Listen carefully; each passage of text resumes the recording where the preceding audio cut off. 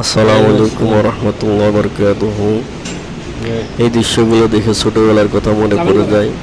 এই রকম করেই আমি ছোটবেলায় বসে থাকতাম, কখন তওয়ারক দিবে, একটু খিচুড়ি বা বাতাসার জন্য বসে থাকতাম নামাজ শেষে।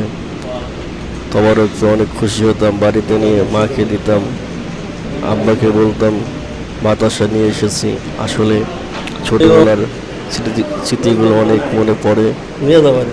সবাই ভিডিওটা বেশি বেশি করে শেয়ার করবেন, কমেন্ট করবেন ও লাইক দিবেন।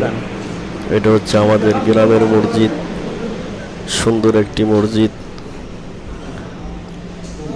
এই মসজিদ গ্রামের 120 মানুষের অক্লান্ত পরিশ্রমের মাধ্যমে এই মসজিদটি গড়ে তুলেছেন তাদের টাকায়, দান সদকার বিনিময়ে।